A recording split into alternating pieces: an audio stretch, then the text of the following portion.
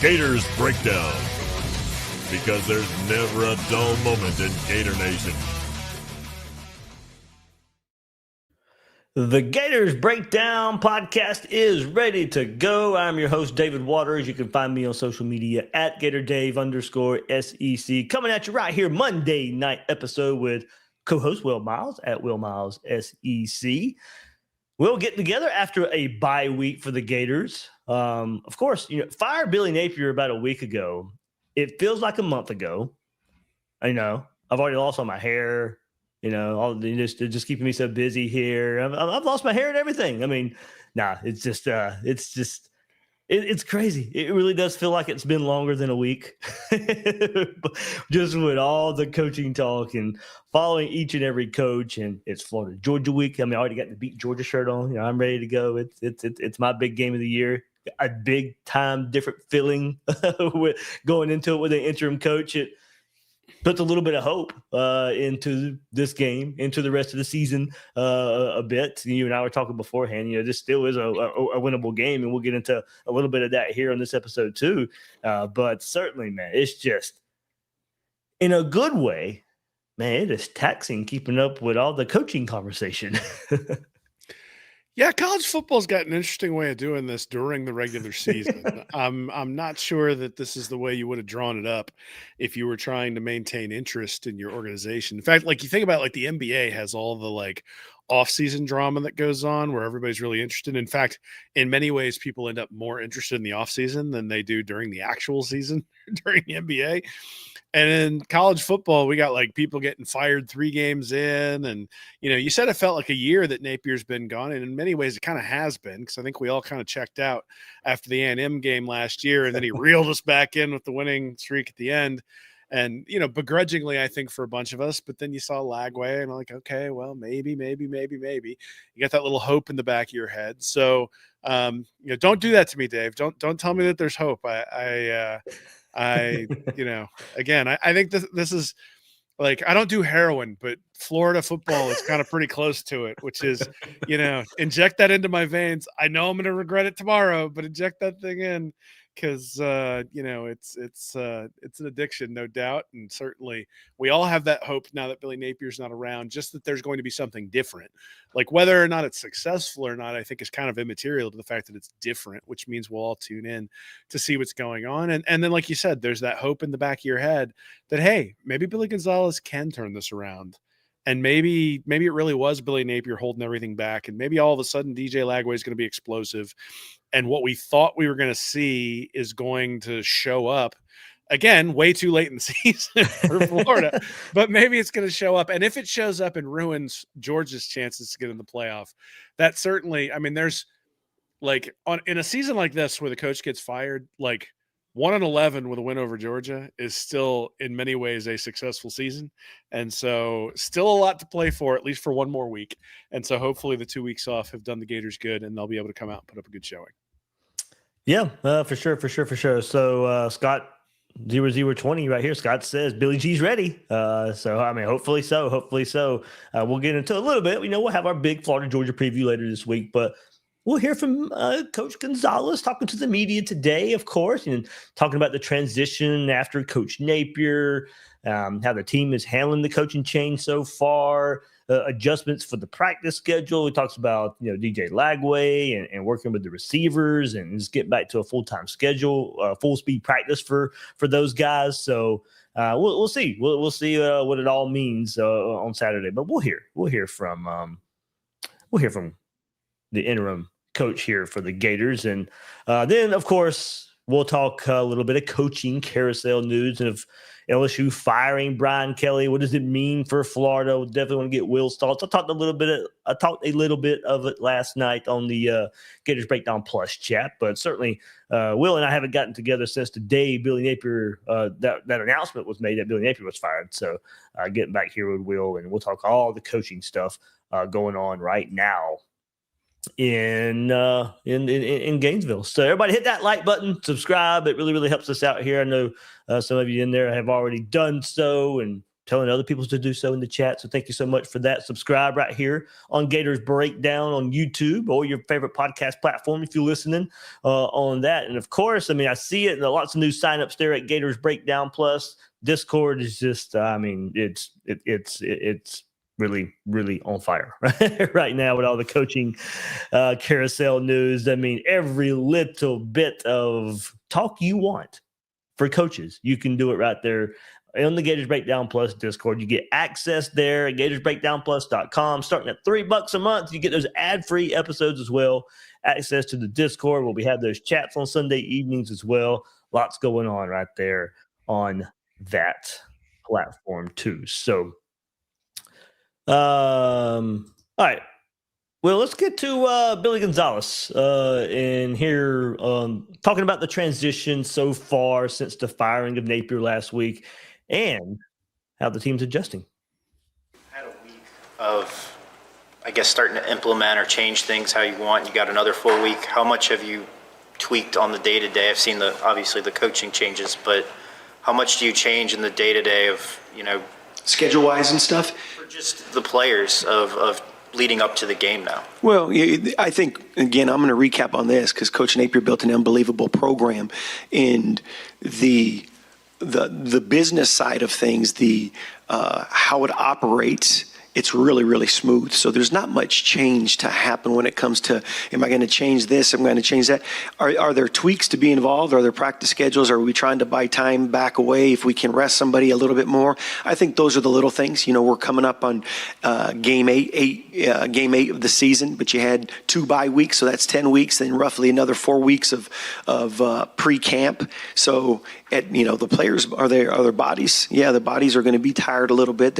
I think we've done a good job of getting the bodies back in the bye week, but just like anything else, you're going to have some guys that are still banged up. You're going to have some guys that are a little, what I call woo-woo. They're going to have some woo-woos that we need to keep pushing through and get and work those out. But for the most part, it's how can we operate and still do the same thing structurally, but operate. Maybe we can change some things to help our players. I think that's probably the biggest thing. There's a belief that the bye week, making a parting of ways, is ideal for the players to decompress. How do you see the team handle decompressing from Billy Napier's? Well, I think we gave him, we had a chance to come in and talk with him, like I said, with Mr. Strickland, and Coach Napier had a chance to talk to the team at that time. And then we gave the players a day off to kind of gather their thoughts. And then I had a chance to meet with the leadership committee last week. And, like I said, one of the things that they expressed to me was, Coach, we want to move forward. We need to make sure that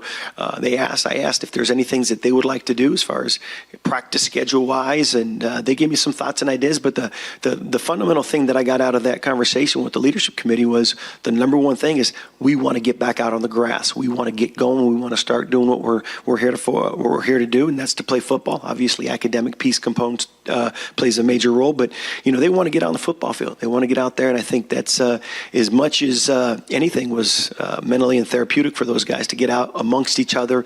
And again, it's unique, the fact that college football, one of the things that I believe that's special about college football is you're around your friends, you're around your teammates, you're around each other on and off the field. You're eating together down in the lunchroom, dinner together. So that bonding that takes place. So it is important. It was important for those guys to get back on the football together, to be around each other.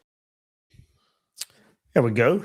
Talking about the transition there from Billy Napier to now Coach Billy Gonzalez and kind of what it's meant for the players in the last couple of weeks. And of course, the kind of theme is just moving forward. And we know a lot about how this team has responded, during difficult losses or, losing games in a row, losing big games. And they've always just kind of been able to respond a bit, and even responded last week with a win over Mississippi State and still firing Billy Napier anyway. But it does sound like the team's ready to move forward. And going back to earlier part of that is one of the most important aspects of this game right now is when we were coming out of the Mississippi State game was all the injuries. Florida looked like they suffered in that game and heading into that game as well. Vernell Brown III goes out with a shoulder injury. Hopefully we hear some more there. At corner, Cormani McLean, Devin Moore beat up. Jordan Castell didn't play versus Mississippi State, and that can be a plus or minus anyway. So, but you got to wonder if you're still going to be relying on some young corners against a Georgia team who's also coming off of a bye week and has done some things in the passing game down the field, especially second half of games here. And another little thing to take away is, I guess, do we call injuries woo-woos now? Is that what Billy G was saying? I don't know where that came from. So some woo-woos the team is dealing with here. But, yeah, I mean, for this team, and Austin Barber said it today as well, is like, Coach G kind of fired us up a little bit, being on the field and him having this opportunity to take over the team. Man, it's just you'd love to think that the team is going to respond very well, like they have in the past. But this is the biggest change of them all, and I do think there's a lot for these guys to play for and want to play for. But I still have this open-ended question of how are they really going to respond? Yeah, I mean, I guess as the guy who tends to look at statistics, that's sort of where I go first, right? And so Florida overall in the country against FBS opponents is 82nd in yards per play gained. They're 76th in yards per play allowed. They've earned their 3-4 record based on what they've given up on the field. That is who they are. And especially when you think about Texas having to come back for a last-minute win against Mississippi State last week, that Texas win, which we all were like, wow, that's impressive. They really were able to gather themselves. Well, having Texas come on the road to the Swamp, that's not really an impressive win now when you look at it and you look at what Texas has done so far this year and that sort of stuff. So, South Florida's a pretty good team. LSU, it's kind of embarrassing they lost that one now, especially given Nussmeier. And then South Florida just got beat by Memphis this past weekend too. So. Well, and I mean, so I guess what I'm saying is they are who they are. Yeah. And who was the last interim coach who really had a bunch of success? Maybe Orgeron at LSU. Mm-hmm. And he parlayed that into the job. So certainly, look, it's not unprecedented for an interim coach to come in and completely turn things around. And I haven't gone and looked at that LSU team before Orgeron took over, but I bet you the underlying metrics were better than what was actually happening on the field before he took over. So this is something where, look, Florida could have won a couple of the games that they were in. But I think from a turnovers perspective, from a just general luck perspective, like how many times have we seen a guy streaking down the field against the Florida defense and the offense has just missed him? I mean, I can think of at least 4 or 5 times where there was just a guy randomly running down the field who was wide open and the offense wasn't able to make him pay. Eventually, you're going to run up against folks who are going to be able to make you pay for that. Now, is it Georgia? That's a different question. But I guess the thing is that you're not just asking like DJ Lagway to change his stripes. You're asking the running game to change its stripes. You're asking the offensive line to change its stripes. You're asking the corners and the safeties to change their stripes. Like, there's a lot of guys who we can look at and say, oh, yeah, they've been okay. There's nobody I look at and go, All-American right there, or at least the guy that I would have been Vernell Brown Jr., and my guess is he's not going to be playing against Georgia, right? So the third. The third, sorry. Well, Junior's not playing either, so maybe we can dial it up. Does he still have a year of eligibility? Yeah. Bobby is coming back, right? So anyway, I guess my point is that this is not just a matter of like Florida has to like gain in the edges. Like Florida is going to have to be a better team than they've been the first 7 games of the year. And that's the question is, can Billy Gonzalez coax way, way better play out of both sides of the ball, to be quite honest? And again, I know people look at the Gator defense and say, oh, from a points per game perspective, they've been pretty good. That is true. But that doesn't tend to last. Like typically yards per play and EPA per play are the things that tend to correlate with points given up. And Florida's been a pretty average defense with both of those metrics this year. And so bend don't break. Right. At some point, the big plays will come for the opposition. And when they do, and Florida's down 2 touchdowns, do they have anywhere near the firepower to come back in those sorts of situations? I think the answer is probably no. So hopefully it's a rock fight because Georgia's not that great either. This is an average Georgia team when you think about where Georgia's been over the past 6 years. I wouldn't say this is an average Georgia team like they're average in the country. I would say this is like an average Georgia team in that it's more of a Mark Richt Georgia team than it is a Kirby Smart Georgia team. So can they win the SEC? Absolutely. They have an opportunity to do that. Are they favored to win the SEC? No, not at all. And would I be surprised if they went 8-4 this year? No. And so Florida has an opportunity here, right? If the Gators give Georgia a loss, that really sort of puts them in a place where like Georgia's going to have to scramble to make the playoff, which is an awesome position to put the Bulldogs in. And maybe that's enough motivation for the team. But this idea that you just have a new voice come in and all of a sudden everything changes, I think is pretty unlikely.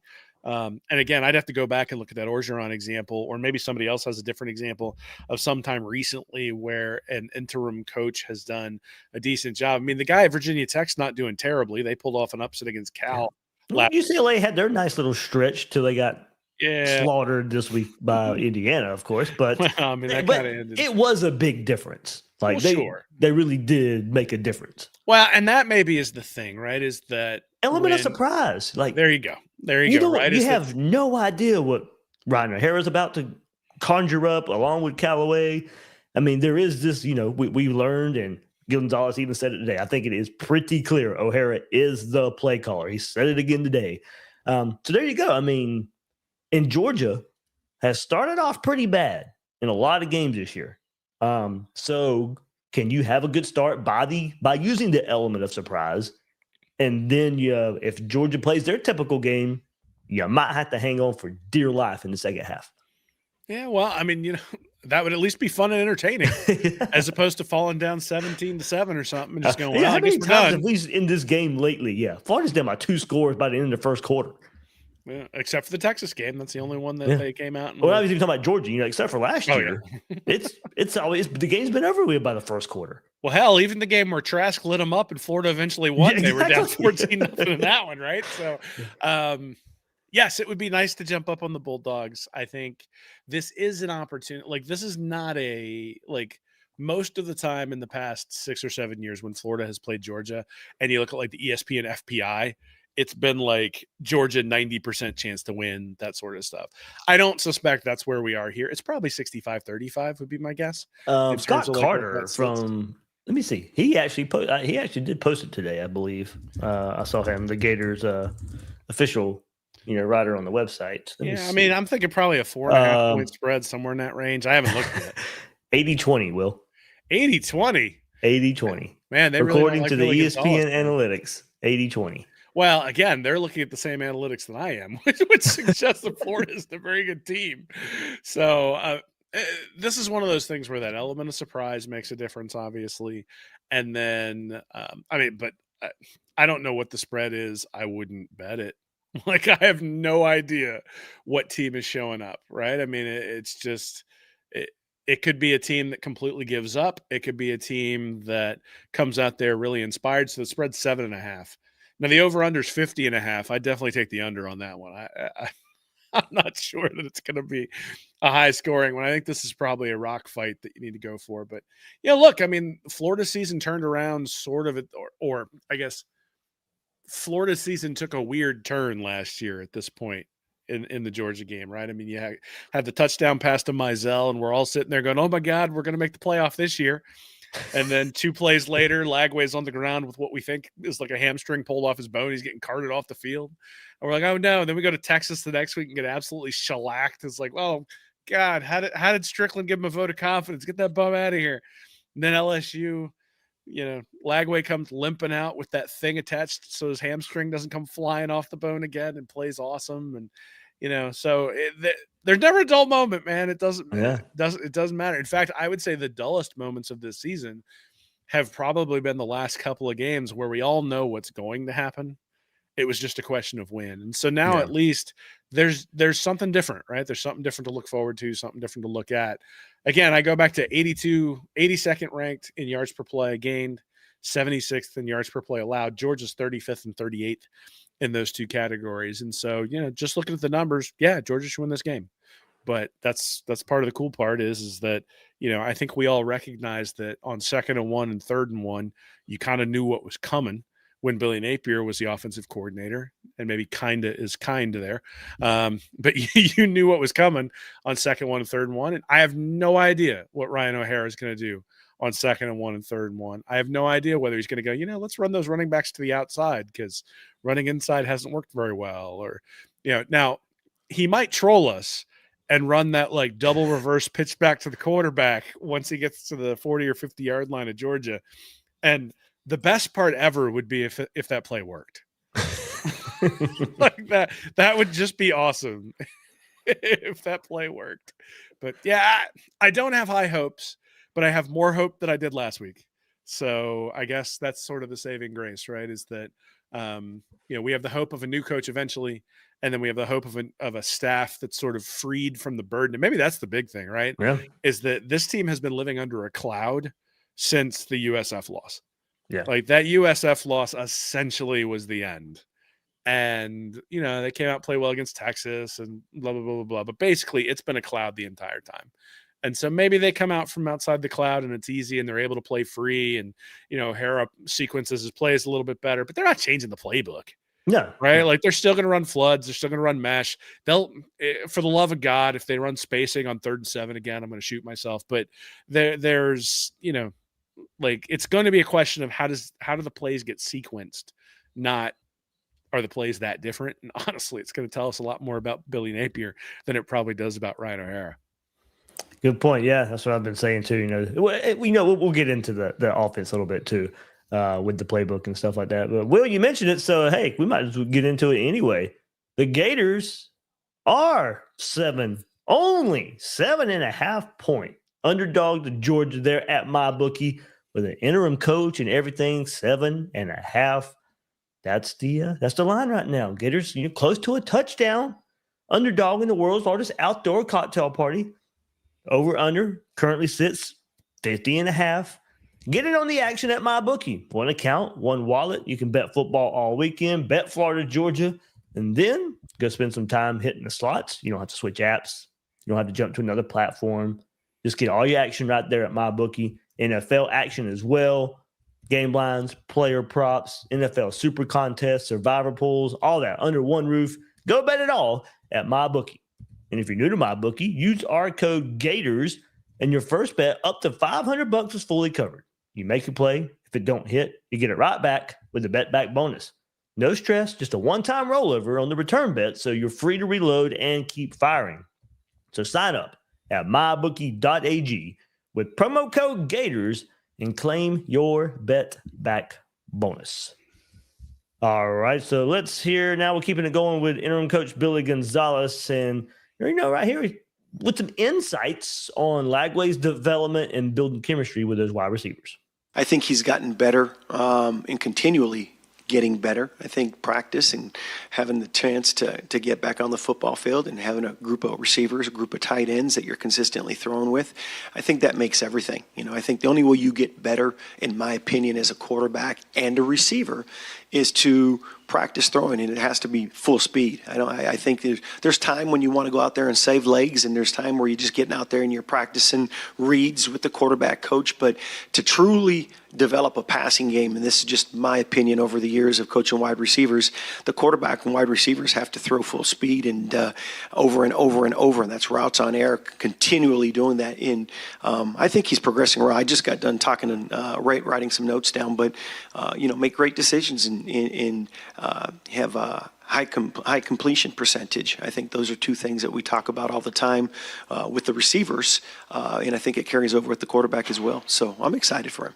DJ, you're saying you'd like to see a better completion percentage. Typically, what's a barometer? I think you got to take that with a grain of salt, because when you start talking about, for us, are you going to, or any quarterback, you want them to have a high percentage, but you still want to have the freedom. You don't ever want to limit them. You want to take shots and you want to be aggressive. So there's going to be a little bit of give and take in that.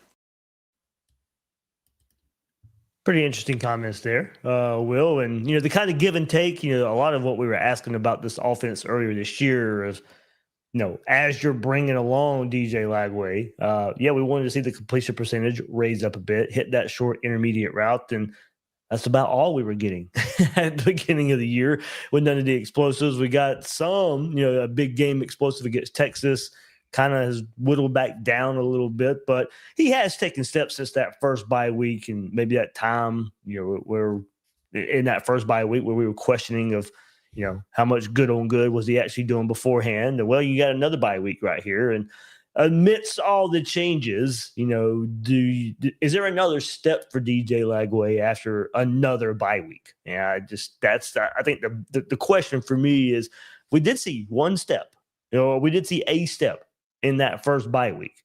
Is there another step getting closer to somewhat of the quarterback we expected? I don't think he's going to reach that level this year, but is it just as easy as timing? Is it just as easy? Here's another bye week, and we can expect another step up in performance for DJ Lagway? I mean, he was so bad against LSU and so bad against Miami that there was really nowhere else to go but up. But he hasn't been great since. I mean, he was the better quarterback on the field against Texas, but then he actually wasn't very good against Mississippi State either, right? And so I don't know, Dave. Like I would have looked, like I look at his entire profile, I look at what he did last year, and I tend to blame Napier for Lagway's lack of development. But the comments that Gonzalez makes right there about how, the only way you get better is making throws to the receivers at full speed. Well, that's not what we heard 6 weeks ago, 7 weeks ago, right? And if that's true, right? If like, you can't just come out and not have any, if you can't just come out and, oh, well, this guy can just do it on talent alone, then you got to have a backup plan, right? Which again is a failure of Napier, not having a guy in the transfer portal to come in and cover for that. But, at the same time, like, is like, it's not like Lagway doesn't have woo-woos, as Billy Gonzalez would say. I mean, right? He's been hurt all year long anyway. That calf is not going to get better in 2 weeks, right? He might be a little bit healthier than he was a couple of weeks ago, but the reality is that any sort of soft tissue injury is going to take a while to heal. So he's going to have to play through it, which has limited the amount they can run him. It's limited the amount they can roll him out. It's limited his accuracy when they can roll him out. So as that gets better, could he take that next step? Sure. But I mean, honestly, the thing I'm sort of thinking is that this year is an opportunity, or the rest of this year is an opportunity to try to get his confidence back. Mm-hmm. And then you move into the off season and say, okay, how do we take that next step? And look, I'm a Lagway Kool-Aid drinker, so I'm still going to sit there and look going into 2026 going, we've seen what he can do. Like, we just got to get him turned around, back to where he was in 2023 with a couple little, or 2024 with a couple little tweaks. But I don't know. I struggle to see how just a week off and a change in coaches, especially considering how close Lagway and Napier really seemed to be. I mean, they were tied at the hip, right? And Lagway had this belief that Billy Napier was going to be the best one to prepare him for the next level and all that sort of stuff. So I don't know. I hope above hope that Lagway is going to be able to turn it around, but that's all it is hope right now. I don't have any statistical reason to say, oh yeah, it's going to turn around. Like if he'd have been better against Mississippi State, I could say, well, at least ever since the last bye week, he was more consistent, but he just hasn't been. It's been inconsistent or consistently bad most of the year. And so, you can throw for 250 yards. It doesn't mean you've had a good day. Yeah. And I think, some of the interceptions he threw the other day and some of the decisions that he made are questionable. And if those continue, then it's going to continue to be a struggle for the Gator offense. Yeah. And I do wonder, going to the scenario Billy G laid out, talking about getting a rapport with his receivers and all that. Well, kind of lost in all the hoopla of, firing Billy Napier last week. Didn't really do a whole lot of following up on who might be available at wide receiver. Like I said, we know VB3 probably wasn't practicing because Billy G said today, we'll see what practice will look like on Monday for VB3 if he'd be available. And then Aiden Mizell was also injured in that Mississippi State game, had a boot on in that game. So, two of the receivers that we get the most excited about, probably not available last week. So Dallas Wilson, of course, J. Michael Sturdivant still, I think, can be really, really good with DJ Lagway. And then you go down the list a little bit with your, Tank Hawkins and TJ Abrams and Maurice Nkara and the other guys. But two guys that we're a lot of really, really excited about in the scenario Billy G just laid out. Yeah, there may not be the, bye-week practice that he was just talking about, with quarterback DJ Lagway and his receivers. Yeah, I mean, look, I think we're speculating until we see it, right? There's been some discussion of spreading things out a little bit that we've heard from Billy G. I certainly think that there will be a little bit different bent on what they're doing. Hopefully, they sort of throw caution in the wind and say, that not just in the sequencing, though I think that's a big part of it, just being more aggressive overall, right? Yeah, I said last week on the panel, tempo. Can we see some tempo? that we just haven't seen. Yeah, we shall see. I think that there's I struggle with the idea that Billy Napier was like this tyrant who was just holding everything back. Right. I feel like if they had if they had like major changes to make, or if there were like these major red flags that the staff, like, were they just afraid to come and tell him, hey, I think maybe we should actually throw it on 2nd and 1. Like, or I think Lagway's looked like crap thus far. Maybe we should like go back to what we did last year. Like, I can't imagine. There was a report last week that was weird, and I forget who it was. So excuse me for listening. I don't mean to steal info here. I'm going to tell you, it's not mine. There was the post or report or something out there that these offensive assistants would put together the game plan all week long, and then Billy Napier would just grab the call sheet on Saturday and go call plays. Well, I mean, so maybe that's the way it is, and if it is, then I'm going to enjoy ordering my fries from Mr. Napier in the next couple of months. I mean, well, not really. He's made enough money on this buyout with no offset language that he'll be fine. But I think, I mean, honestly, who knows? You said it best, I think, at one time, even behind the scenes. Some stories are going to start coming out now. We don't know whether they're true or not. And yeah, just to make the guy look bad. Well, my bigger problem with all that is that you can't then go, well, Billy Napier's built this awesome machine in the background. That's great. He's got a clock, but he's not willing. Like, he's got a really nice rec room. But he doesn't use it. Like, yeah. I mean, and we talked about that a little bit during the offseason, right? If Lagway's a Maserati, are you actually going to take him out of the garage? Yeah. And maybe that's it. Maybe he didn't take him out of the garage. But there are guys who are stubborn and there are guys who are arrogant.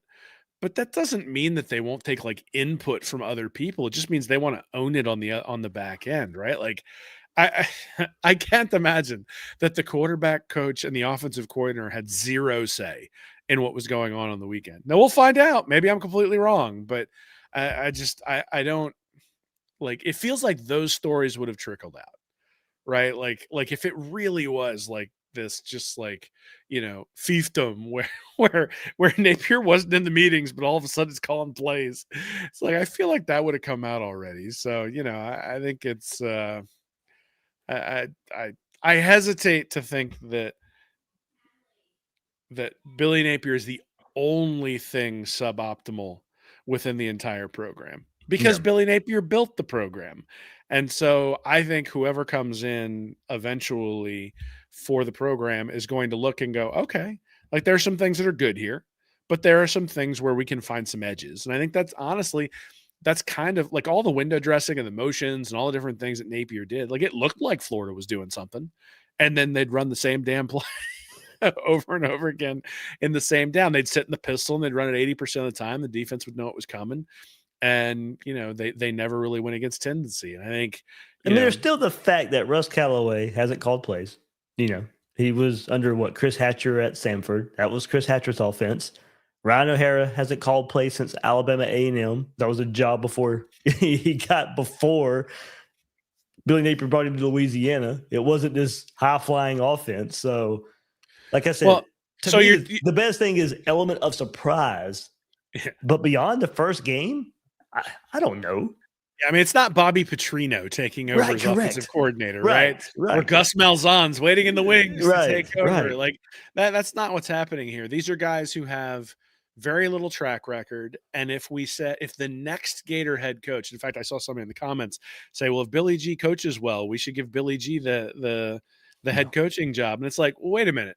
Would you have said that 6 months ago? Like, would he have been on your short list of people for Florida for head coach? And I'll say the same thing about these guys. Would they have been on your short list of people to be like, are we worried that some major competitor of Florida is going to hire away Russ Callaway or O'Hara as their offensive coordinators next year? And I think the answer is no. And so if the answer is no, then, I just sort of look and say, there's no track record for suggesting there will be a success. I think, but again, I mean, you think about the Treon Harris game against Georgia. Like that was certainly not what Georgia expected. Think about the fake, was it McNeely, the fake punt or fake field goal? The fake field goal. Yes. Fake field goal. Even if you think about Urban Meyer, where they brought out the fullback, right? And it was just something different. Like you have an opportunity to get that element of surprise, potentially get up a score or two. And then if you can do that, like you said, hold on for dear life on the back end. But it's not going to be a complete transformation. It just won't. Yeah. Like, and I'll eat crow. I'll come on next Monday. I'll be happy to do it. If Florida goes and puts 52 up on Kirby. Here's one example. And we lived it. Remember Arkansas falling all over themselves 2 years ago? They made an offensive coordinator change. They came into the swamp and just put it to Florida, put points up that they hadn't put all season. And then the very next week and the rest of the season looked exactly like they did before the offensive coordinator change. Yeah, that might be what you're getting here. Well, the problem with that entire example is that Arkansas team was playing a Billy Napier coach Florida team. I know. And this Florida team is playing a Kirby Smart coach Georgia team. That is true. So, I mean, look, I had an award a few years ago that I called the Kirby Award that I gave out to people who made boneheaded coaching decisions because Smart had made some boneheaded coaching decisions over the first couple years of his career that had really sort of hindered Georgia's ability to win. He's sort of rectified some of that stuff. Like, and that was always sort of the hope with Napier was that he was going to start to rectify those in-game, in-coaching type of mistakes that he was making over the course of the season or the course of his career, but that never happened. And I think you got to give Kirby Smart some props for he has done what's necessary in order to get the ship righted there when it comes to that sort of stuff. This is not a team that gets surprised very often. Like, we'll see, like against Missouri a couple years ago, Georgia came out kind of flat. Again, road game. And really that's kind of where you see it is usually in the SEC where you see teams be really competitive is road games, that Arkansas game notwithstanding. But I don't know, man, it feels a lot like when people used to tell me, oh, well, Napier's not recruiting well or Mullen's not recruiting well, but look at Clemson. Like Clemson's been able to do it. It's sort of the same thing. Like if we're saying, look at Arkansas for when they fired their coach and all of a sudden they came out all energized. Like, I don't want to be Arkansas. Yeah. I'm sanguine. Like I will watch this team. And like I said, it's a little bit like heroin. Like I will like this team. I will watch this team. I love this team. I want them to win. I want them to do a good job. I would love for them to run the table the rest of the year, all that sort of stuff. But am I expecting it? Nah, not really. I think they're going to struggle, and I think they'll probably even struggle in this one. All right. There we go. A little bit of Florida, Georgia preview, where the team is at coming out of the bye week and the firing of Billy Napier. But we got some coaching stuff to get to. But before we get there, not everybody. I mean, like I said, we all know the Gators are getting a new look. And just like the Gators, my home has a new look too. So Gator Drywall of Duval, they've transformed my living space after dealing with those so ugly and unsightly popcorn ceilings for a while. And just kind of those annoying drywall cracks.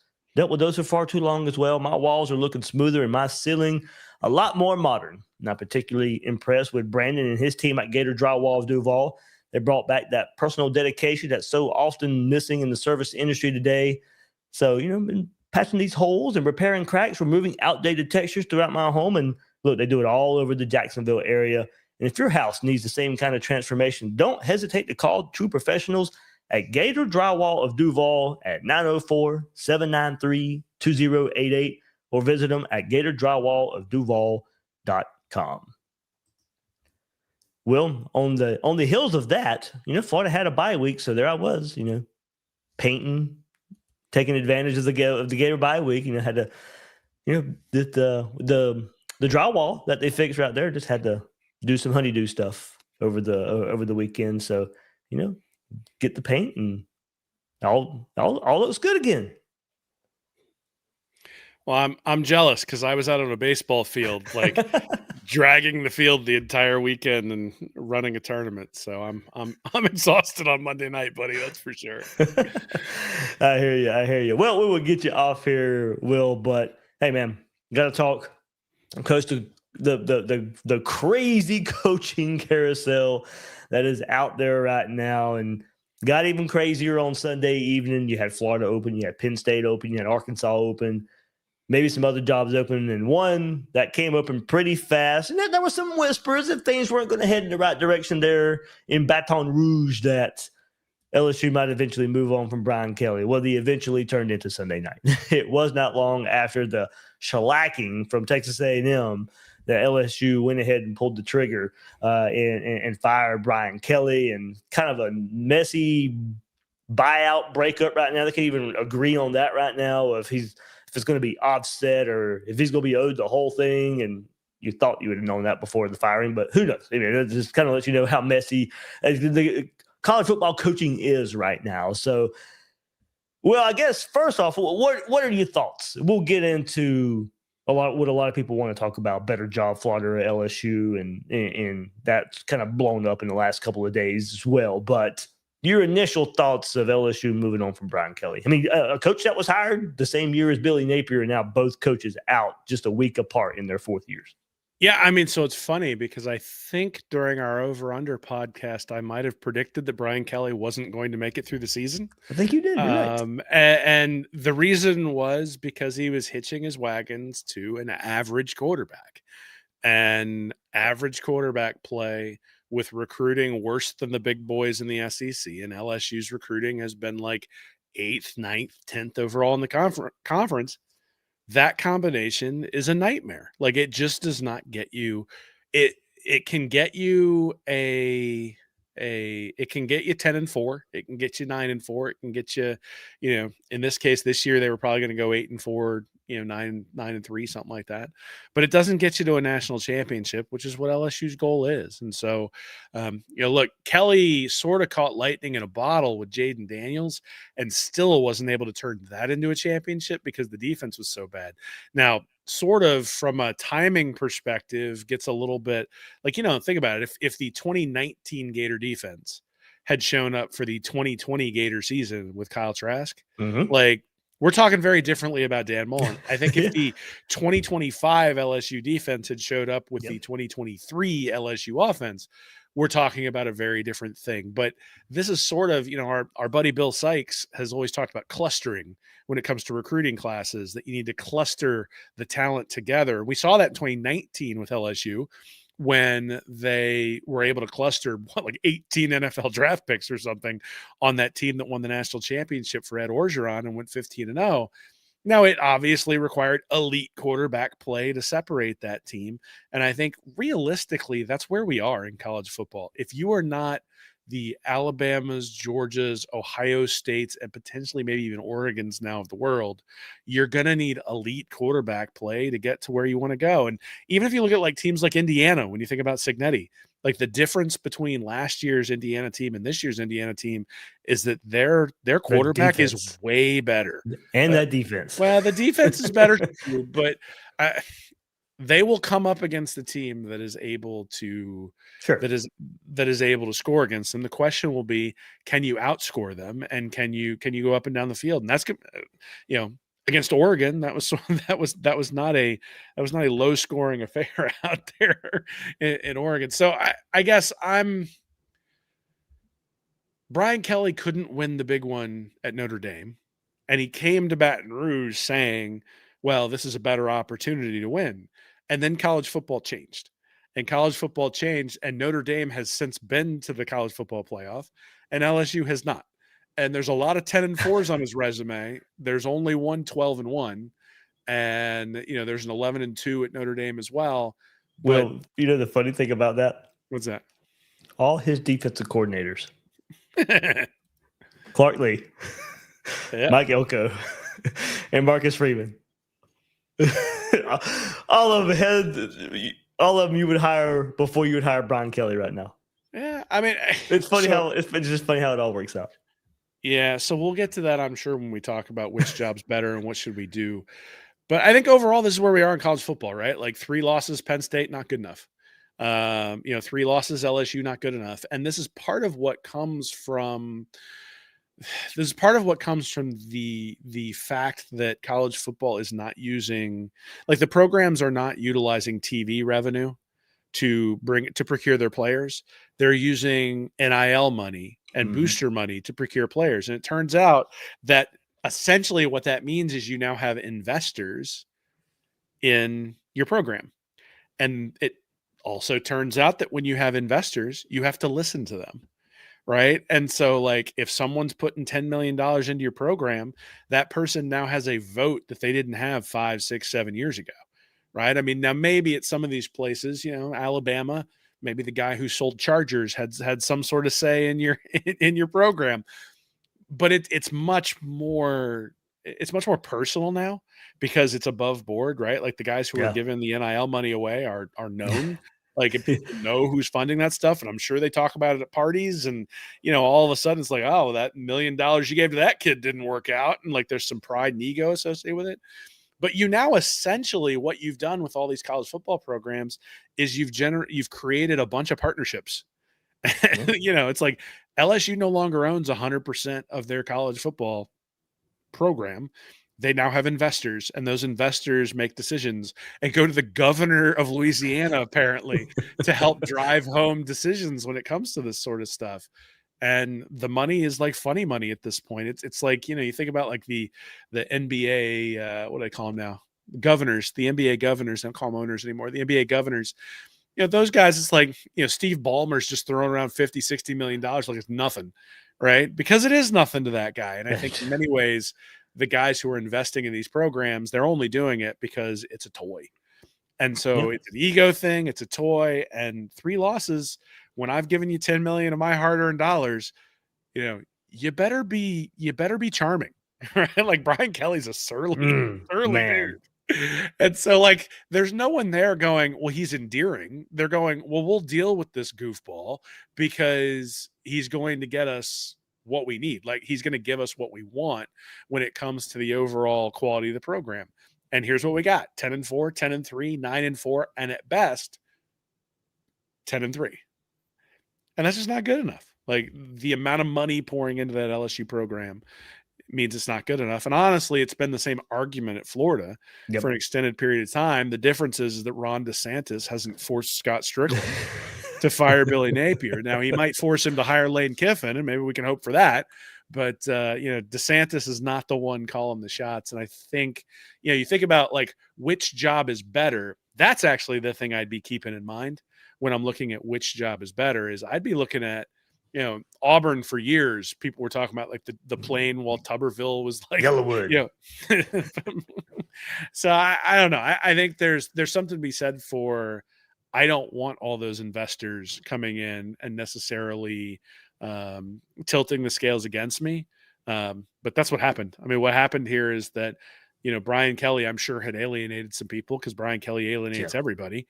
And so he doesn't have any friends when it comes to the sort of stuff. Looks like a madman on the sideline, just cussing everybody out. And he's also a real stubborn dude too, right? So the story, it's a weird story that came out. I think Ross Dellinger had it for Yahoo Sports, where it was like they told him he needed to fire his offensive coordinator. And he said, how about the offensive line coach? And then they're like, well, how about you? And I'm like, wait a minute. Like what is going on here? Like, this is a very interesting negotiating tactic that's being used here. So my guess is that there were some choice words in between offensive coordinator and offensive line coach, and that wasn't necessarily appreciated there by the LSU AD, and certainly not by the governor of Louisiana. So, it is what it is in college football now, man. Yeah. Like, you get 4 years, and if you got 3 losses in year 4 and you haven't won a national title yet, you're going to hear about it. Yeah. Yep. So that has opened the door for a lot of conversation. Better job, Florida or LSU. And look, if you look nationally, it doesn't really look like a conversation, because LSU is ranked number 1 in the power poll of the openings that are out there. And, You got a lot of talk out there from the national heads that, LSU's a better job than Florida. And look, of course, we love our Gators and can point out ways Florida looks better. There are ways Florida looks better. Now, for the Lane Kiffin part of this, of course, that's one angle of this for everybody. All the connections at Florida we've already discussed. Could that pull Lane to Florida over LSU or staying at Ole Miss? We'll see. But now you zoom out and look at the programs by themselves for like just a generic coach. There's been a lot of talk of LSU being the better job, and a case can certainly be made. But this whole I see quote, and it's not even close, or they're head and shoulders, that's kind of ridiculous to me. I am not buying that at all. Both, have a national championship ceiling, and over the last 20, 30 years, pretty comparable, where there are, spikes for Florida absolutely being the better job, and then there's spikes for LSU being the better job. Now, the reason most point to for LSU, and it's hard to argue, Will, is that LSU owns the state of Louisiana, and that is true. It gives them an advantage of getting good homegrown talent. But we know if Florida is Florida and recruiting the state of Florida well, then there isn't that big of a difference when you want to look at roster construction. So if you want to question if Florida can get back there, then that's fine. LSU's always going to do that. Florida, it ebbs and flows with kind of how good Florida is and if a coach can recruit there. LSU, yeah, that is an advantage for them for acquiring talent. I can buy that. But it's still not head and shoulders above. And I hear you when the thought, football is more important at LSU. And in some ways, you're probably right. But how is that quantitative? How much is that actually worth? We do need Florida to become more serious there. And it seems like many are getting on the same page, this coaching carousel. And we just talked about it. It sounds like the LSU administration's in flux right now. You got the governor getting involved in the process. Is that good or bad? You have power brokers, the politicians getting involved. That can get really, really messy. Many are questioning AD Scott Woodward there at LSU and his process. And he's responsible for the huge Jimbo Fisher buyout. And now he's responsible for this huge Brian Kelly buyout and Jimbo Fisher at Texas A&M. He was responsible for that. They were about to hire a president. They're without a president right now. So it does sound like there's some misalignment, at the LSU administration. And, Florida, gets dinged for that. But it kind of get overlooked for LSU right now in those conversations. And those are reports of financial issues at LSU and trying to figure out how to, handle now the buyout for firing Kelly. So look, both schools have resources to be top tier. Both have fan support to be top tier. Both can build elite rosters. Both have good NIL. The biggest difference, and maybe because of talent, is that, LSU has proven they can win titles with average to good coaches. Florida has had to have, one of the best coaches in college football at the time to win titles. So there probably is something to LSU being quote unquote easier to win and that angle to it. But to end this, King Cheese this morning on the Gators Breakdown Plus Discord, he had a great way of putting it. And it lets you know that the job is close. And he said, quote, once you get to the top jobs in the country, you're splitting hairs. Is a coach leaving Florida for LSU or vice versa? No. So, I think that's a great way on face value of putting it. But this whole narrative that LSU is head and shoulders above and the gap is big. No, it's not. I don't see it. I know it's probably some orange and blue glasses and some Gator homerism and bias, but I don't see this big, gigantic gap between the two programs. So there have been 13 programs that have won national titles since 2000. And, Oklahoma, Miami, USC, those programs have sort of gone by the wayside in terms of they're obviously traditional powers, but they're not ones that we think of as like top 10 programs anymore. So you're really talking about 10 programs. And I think the question then becomes those 2006 and 2008 championships for Florida. Like, when do those come off the roll, right? I'm sort of dismissing the 2004 USC championship, but I'm not dismissing the 2008 Florida one. There's a delineation there in terms of when has it been so long that it was really a different era of college football. The problem is if we're talking about that, we probably then need to eliminate everybody before 2023 in terms of it was a different era of college football. People like narratives, and so narratives tend to drive the discourse and tend to drive the the talking head type stuff. Yeah. What I tend to do is, I do two things. One is I look at what Tim Brando's saying, and then I say that's wrong, and it's the opposite. So he clearly thinks LSU's the better job, so he's wrong. There are not many people I dislike that I don't really know. That is one of them. Yeah, his Twitter fingers have been. And it's been way before the last few days. It was but like 2 days ago, what was it, Sunday? He's like, "There's no way Brian Kelly will be dismissed." Like 5 minutes later, Brian Kelly fired. It was like, wow, that was quick. I guess. So, would someone leave Florida for LSU? No. Would someone leave LSU for Florida? No. I mean, maybe if the money was right, they would. Right? I think that's the problem. Is that. The problem is not whether LSU is better. The problem is that now you're about to get into a pissing contest to decide who is, right? And what that's going to do is that's going to drive up the price if you both want Lane Kiffin, right? It's going to drive up the price of the secondary option because you got to have that secondary option that's tied up, that's basically there in case you don't get your first guy. So you go, we didn't really want to give it to Kiffin anyway, but nobody's going to believe that, right? Because there's been so many overtures. Hell, you had the Oklahoma fan base doing the Gator chomp at Ole Miss this weekend. So I guess my point is on that before we move away, I love the pettiness of college football, by the way. It is so great. It's pretty awesome. So, I mean, again, I go back to if it were me, right, I would look at it and I would say the Florida program is at a lower level right now, given what they're coming off of from Billy Napier, that they are probably willing to give me more patience. And I will be able to negotiate a buyout with Scott Strickland that has zero offset language because that's what he gave Billy Napier the last time. And I'm going to request that exact deal. Yeah, but he just put it in the chat. With the next UF contract, will UF put language in it to help offset any buyout if the coach is fired? Again, I think this comes back to leverage, right? Like Lane Kiffin or whoever is going to be, if there's competition for the guy, is going to be able to say, I'll come your way, but you got to guarantee the money, right? I'll come your way, but I need to make sure that I've got full. So that offset language or not having the offset language in there was really a vote of confidence for Billy Napier, right? That was we're going to have immense amounts of patience with you because we know you want to build it X way. Now, the problem is college football doesn't work that way. And so 2 years in, the fan base was turning against the guy. And then they're looking at the contract going, how could you have done this?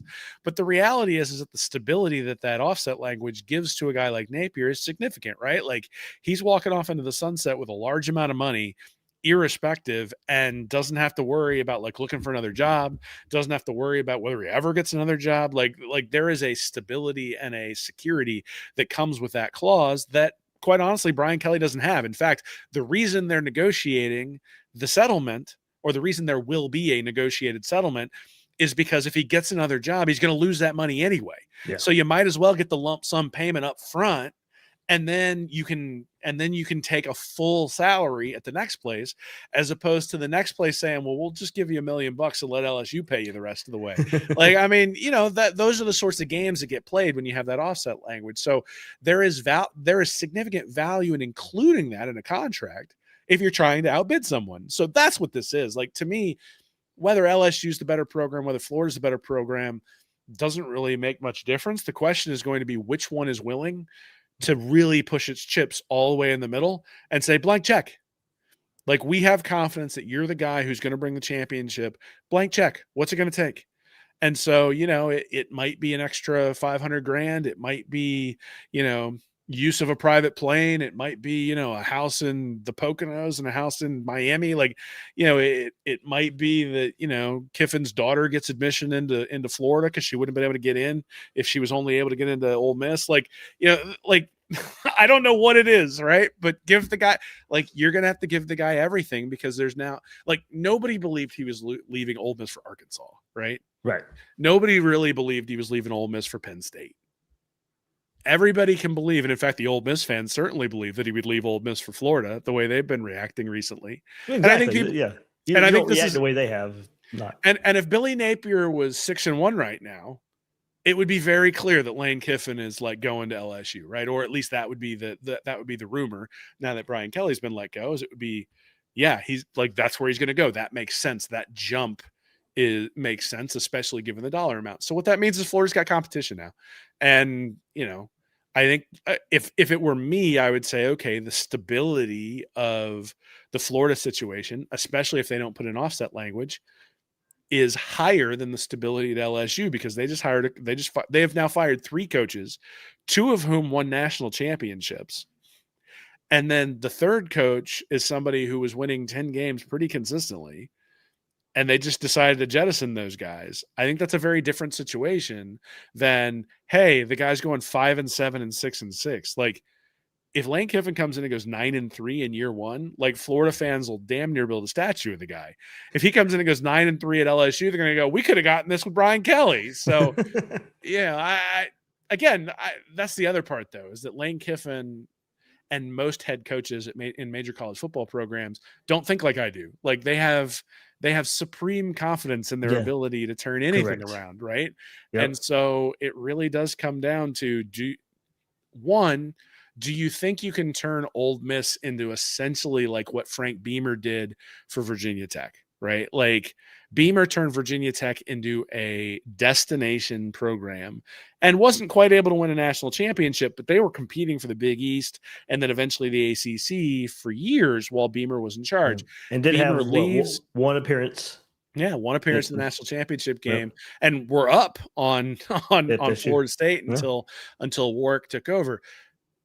The question to me is, okay, let's say it's easier to get in that playoff now than it ever was, right? And if you've got the commitment at Ole Miss to give you the money and the resources and all that stuff you need, like, there will be a statue up front. And I think more importantly, when you leave, there won't be someone who's able to replicate the success. Okay. And so to me, it's a legacy definition thing. It's everybody talks about, like, oh, he could win consistently at Florida. Well, but I don't know that, but multiple people could win consistently at Florida, because multiple people have. Nobody has won at that kind of level at Ole Miss. And so there's a challenge there that he's going to have to decide, right? Like, do I want to take a path that is more paved, but more lucrative, and potentially, cement a legacy that way? Because Saban goes to Alabama and he's able to establish himself as like one of the greatest of all time. If Kiffin goes to Florida and wins 4 national championships, he'll be in the exact same breath. But would he be in the same breath if he won 1 at Ole Miss? That's one of those. That's a good question. That's one of those where, if you've got supreme confidence in your ability to develop quarterbacks, and quarterbacks are what really differentiates you, and you can get guys through the transfer portal once every 4 or 5 years, you can put a roster together that can compete. Like, last year was probably his best team, and they didn't make it. But if they had, I would have had them penciled into the championship game. And so he'll have that opportunity. And I just don't know. I don't know enough about Lane Kiffin. He had the Puff piece on ESPN where he's talking about, like, his daughter and his son loving being there in Oxford and all that sort of stuff. But he also hasn't put an end to all the rumors, because he could have just said, I'm staying. Right. And he hasn't done that either. And so, we'll see. Yeah. Yep. So let's see. Gators flag goes quickly. He goes, Dave, have you heard anything new in the last couple of days? Look, we had a Gators Breakdown Plus chat last night. That is about as updated as you're going to get. Look, there's not going to be a whole lot of news because of when Florida made the firing. You're going to get your initial board. Of course, I think you can tell by the names that are discussed. I mean, the only thing here is Lane Kiffin, it's James Franklin, it's Eli Drinkowitz, Brent Key. Seem to be the 4 right now that's kind of separating a little bit as far as maybe who Florida is focusing in on. I still think, we talked about it last night too. There's just been this talk, kind of, I won't necessarily say behind the scenes, because everybody's kind of putting it out now, but that Lincoln Riley might be interested in getting out of LA. Not necessarily out of USC, but out of LA. Doesn't want to live there anymore. So we'll see if that puts him on Florida's board, on Florida's radar of being the next guy. So I think, that's where to me, that's just kind of safe to put out there. That's just where the focus of the fire of the next hire would be for Florida, is those names just mentioned. So there's not going to be a whole lot of news, just because of the timeline right now in the middle of the season. If Lane's your guy and he's your number 1, you're not getting an answer, I don't think publicly at least, no sooner than the end of the regular season. We'll see how they handle the playoff if they make it, and that's an interesting angle to it all as well. We kind of discussed that, when Billy Napier got fired. Will Miles and I right here about the timeline of it all. It's weird, of course, with the playoff and the transfer portal and how it all works. Early signing day too will be that's all radio. That's cool. That's going to be a wash no matter when you make the hire and who you make the hire with. But it is going to be interesting how it all plays out, Will. But the only news that can happen is because he's not coaching right now would be James Franklin because he doesn't have a job right now. Nobody who Florida's looking at right now is going to be putting their name out there and saying, yes, I will be the next head coach at Florida with a month left to go in the season still. No Orgeron? Come on, man. So it is interesting. So I have a couple of things that go through my mind for all this sort of stuff. So the first is, if you go back and look since 2000, 15 coaches have won the national championship, only 13 programs. So Urban Meyers won at Ohio State and Florida. Saban won at LSU and Alabama. So that's how you end up with that number. 7 coaches, though, who won national championships. So 8 had head coaching experience. 7 had 0 college head coaching experience prior to arriving to the program where they won the national championship. So every list you see is just a list of college head coaches. And I think that's a short-sighted way to look at things. So, and there's 2 reasons for that. One is that I think oftentimes you end up with assistants who are good. Like, think about Kirby Smart was the defensive coordinator at Alabama. Dan Lanning was the defensive coordinator at Georgia, right? So like those jobs. Ryan Day not a head coach at Ohio State, right? Elevated, yeah. But the other reason is so Kirby Smart is the highest paid coach in college football, makes $13.2 million. If you go down to number 10, that's Lane Kiffin, who makes $9 million. If you go down to 20, that's Shane Beamer, who makes $8.1 million.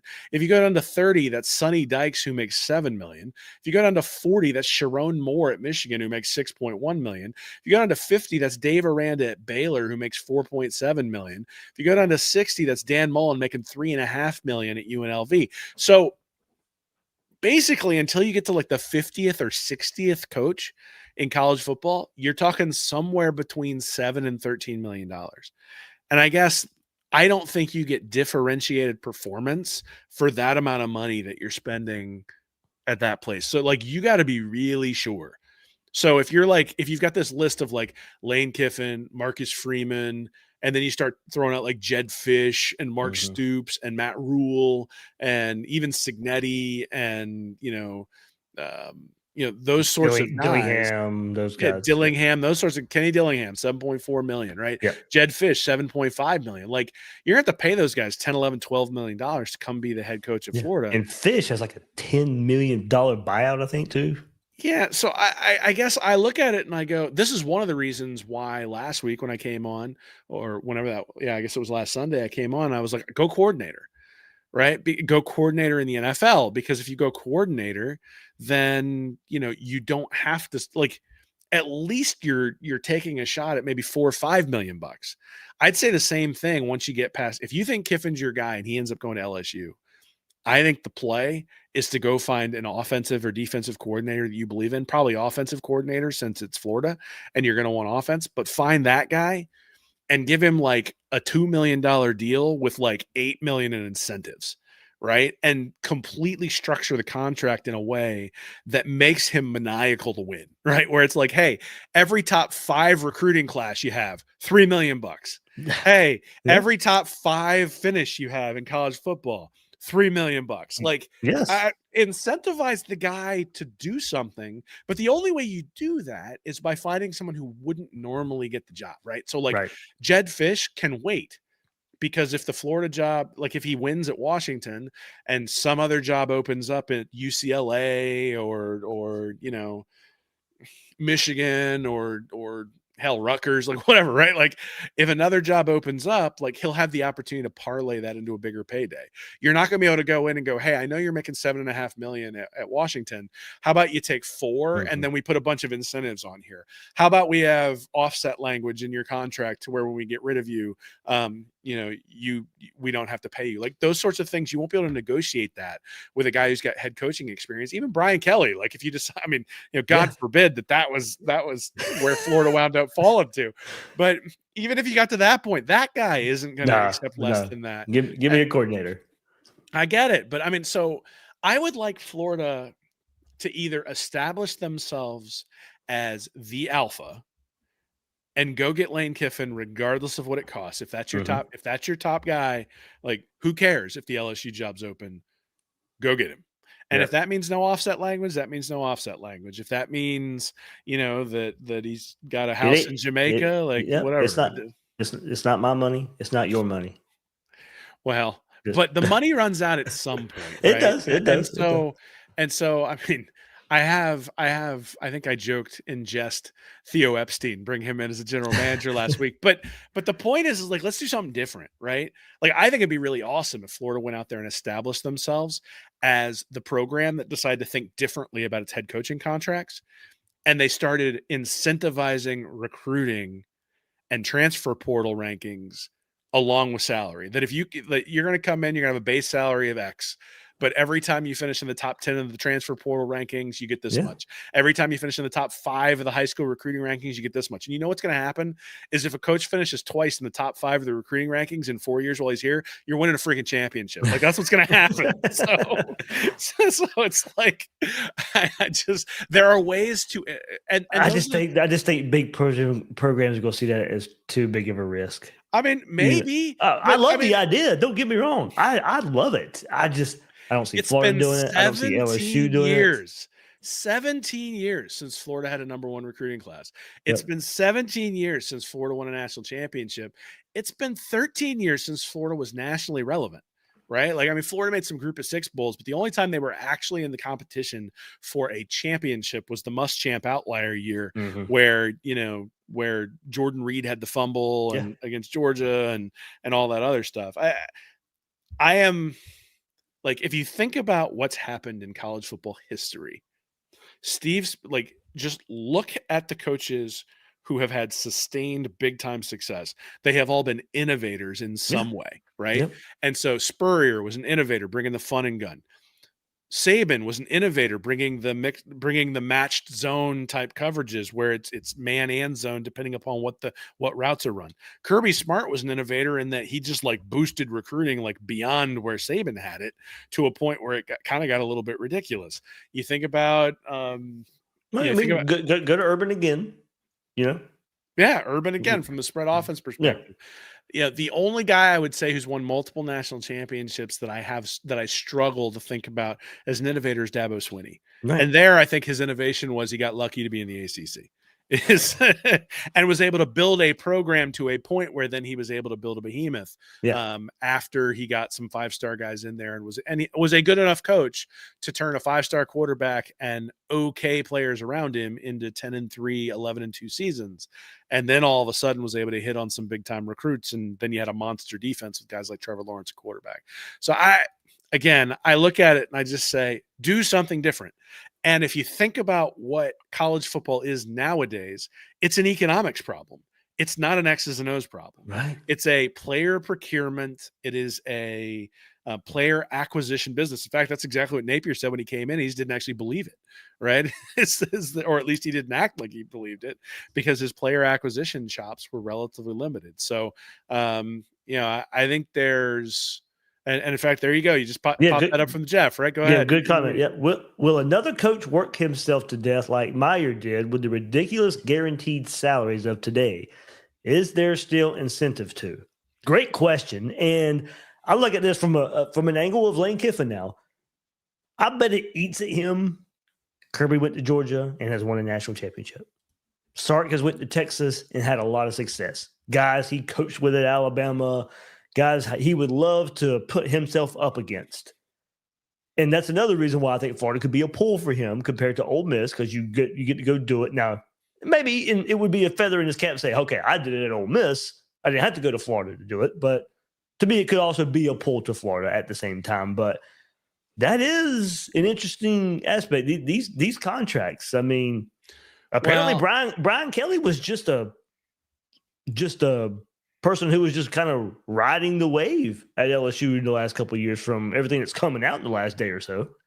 Well, so let's go back to what you said earlier as I was ranting about doing something different, which is that you made a statement. You said, I think that's too high a risk. Well, let's say Kiffin's price is $15 million, right? And let's say it's a 5-year fully guaranteed deal. That's a risk too. You've just guaranteed $75 million to a guy who does have some blemishes on his track record, right? Now, I think he's, he'll talk about, and people will talk about, he's matured and all that sort of stuff. But this is also a guy who got thrown off of the national championship game staff from Alabama because he was such an irritant to Nick Saban that he was just like, go, we'll let Sark call plays. We're good. Right.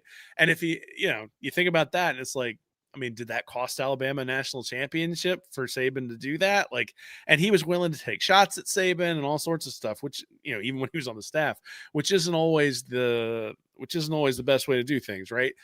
So there's some risk associated with that. So let's play this out, right? Let's say you can get an offensive coordinator. Let's say you can get Indiana's offensive coordinator, or let's say you can get Will Stein from Oregon, right? Or whoever you identify as the offensive coordinator that you think is differentiated and is going to win. Let's say you can get him for $3 million a year, but he's got $12 million guaranteed if he wins a national championship, right? Like, I mean, you've now incentivized him, and given that comment, I think it's a pertinent, right? Which is that there's still something to prove. But the other part of it is that that guy's getting an opportunity he wouldn't have otherwise gotten because he's taking that incentive-laden or designed contract that's kind of unique. Now, he might take some crap from his colleagues because they're all going to be pissed that he's sort of reset the market in that way, right? Which is a different thing that he'll have to deal with. But I sort of look at that and say, okay, so let's say it's a 5-year deal for $3 million a year that's incredibly incentive laden. Well, now you've taken a $15 million risk. You've done something different, and it's an experiment. If it doesn't work out 5 years from now, or 4 years now, 3 years now, whatever it is, you're now dipping your toe back into the water, the same place, but you at least did something different. And I think if you go and look back at like the recent hires, you look at Muschamp, McElwain, Mullen, and Napier, the thing that I think I can definitely say about all of those is that there wasn't anything different about those guys, right? Like, you could make justifications for all of them. Oh, yeah. I mean, Muschamp was the head coach in waiting at Texas. He was the guy. I mean, a lot of people were pointing to, and it kind of died down a little bit because he hadn't been named head coach in waiting. So it just died down. And here comes Florida getting the head coach in waiting at Texas. Okay. I thought it was a good move. That was a good move. But this is why I went back and looked at the guys who've won national championships, right? Is that 15 coaches have won national championships. Essentially 50% of them are guys who had 0 college head coaching experience. Yeah. So how many guys, so Franklin, like, didn't work out at Penn State. Yeah. Kelly didn't work out at LSU. Napier didn't work out at Florida. Like, all these guys who have changed programs in recent years haven't delivered on the promise, even though they were head coaches before they came. Now, you could say, oh, well, I don't want a group of 5 head coach coming in, but why is that any different? Like, I don't think the failure of any of those guys, in fact, I think if you take my theory, the failure of those guys is not that they had previous head coaching experience. The failure of those guys is none of them brings a real differentiation, where in a program like Penn State or a program like LSU or a program like Florida or, or even like Oklahoma, if you think about Venables, like, those programs are at a lower level when it comes to recruiting. They have to do something different to compete with the Georgias and the Oregons and the Ohio States of the world.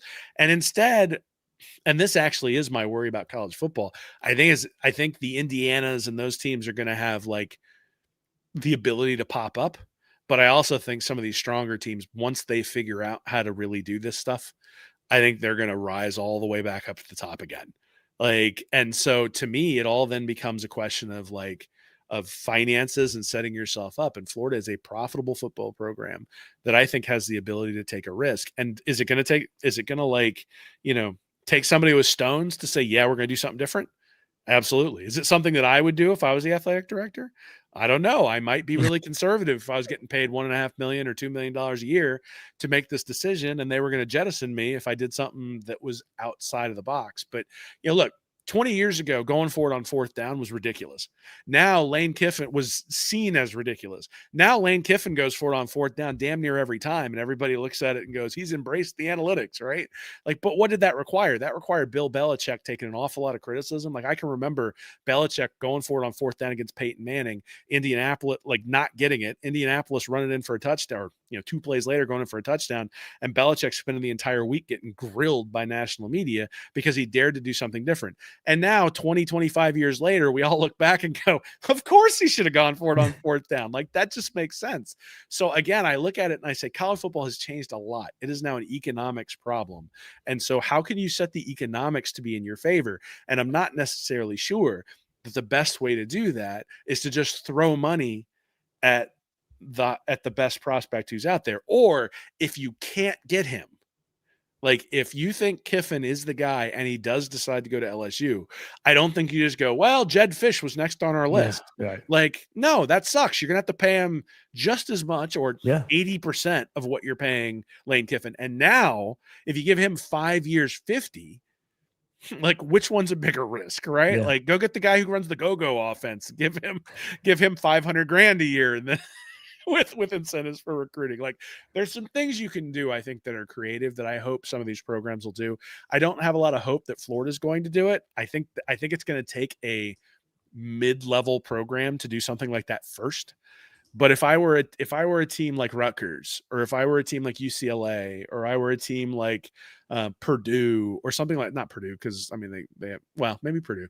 But if I'm looking at, like, programs that have sort of been moribund for years, the thing I'd be looking for is, how do I identify that coordinator who's on the up and coming and stick him into a contract where if he succeeds at my school, he will never leave because the money is unbelievable. But if he fails at my school, I can get rid of him and bring the next guy in. And it costs me almost nothing to do it. And, hopefully Florida figures that out before everybody else does. Yeah, the big name that is coming up on that regard now, if you want to go way down the list, would be North Texas head coach Eric Morris and that high-flying offense. $150,000 with $10 million for a top 3 recruiting class. I'm here for it. Yep. That would be the G5 route to go. Couple comments here, but we're getting ready to go here. Will, if you have anything to say, just keep it in like text message format here. So Kevin Reed says the failure from them all is the ability to adapt and change. They were stubborn, no doubt. I completely agree with that. I put that message out on Twitter today about Napier, Mullen, Kelly. That was a lot of the biggest issues there were ability to adapt and change was not there. Stubborn. Saban evolved every time the college game changed. There. And we'll kind of extending on your maybe risky takes here. Gator Swag says, I would take Ed O with Joe Brady and Ron Roberts as DC. That's a good staff. Joe Brady is not going to come back to the college game to be an offensive coordinator for Ed Orgeron. Joe Brady is coming to be a head coach if he comes to the college game. Oh, Ed Orgeron might be his defensive line coach. You can have that staff, and it just won't be that way. Right, yeah. If you would put Joe Brady first, then maybe that's the way you do it. I'm okay with that. I'm good going NFL coordinator. That's fine. I think Brady, his next stop might be NFL head coach, not college football head coach. Maybe. I still think Monken for a lot of different reasons, but also I'm not sure the Ravens are going to make the playoffs. So from a timing perspective, I think that might work better too. Yeah. All right. This can go for this weekend as well, and we'll see. This will be the last one. Senator Thrax, regular commenter here. If you think about it, if we get any coach that can manage the clock and keep the correct number of players on the field, our offensive production would double. So there we go. And maybe he's just watching the replay and then he's back at the beginning of the episode when he put this comment in here. But yeah, I mean, it could go for any coach we're about to hire and for Billy Gonzalez on the sideline on Saturday against Georgia. So good God. If there are 12 guys on the field during a special teams play again this week, so it's like it wasn't Napier's fault. That'll be awesome to debate that during the week. Oh, yeah. Hopefully we're not doing that. I hope not. All right, well, good stuff, man. Many more conversations will be had, just like this one, for the next Oh, yeah, month to 2 months. Who knows what the timeline is going to be, especially if Kiffin, this top senior guy, and the college football playoff run might be in the cards. So it's just what we're dealing with here. You might have some leaks of like a Marcus Freeman so far saying, no, I'm not really interested in Florida or Penn State. So, okay, you move on. And hey, look, I think for Florida too, some of that was, hey, that buyout's massive as well. Once we start doing some of these conversations, so maybe mutual a little bit when you find out the Marcus Freeman buyout's very, very, very, very high there at Notre Dame. So could be limiting in that way as well. So much more. But Florida Georgia coverage throughout the week. If anything else for the coaching stuff, of course, we'll have it right here on Gators Breakdown as well. But Will, man, enjoy the. If you can, I don't know what you got baseball schedule-wise this week, but enjoy the cocktail party. Oh, we are free this weekend, my friend. I will be watching it live with everyone else. Sounds good. So, all right, everybody, for Will Miles, I am David Waters right here on Gators Breakdown. Guys and girls out there, thank you for joining us on this episode of Gators Breakdown.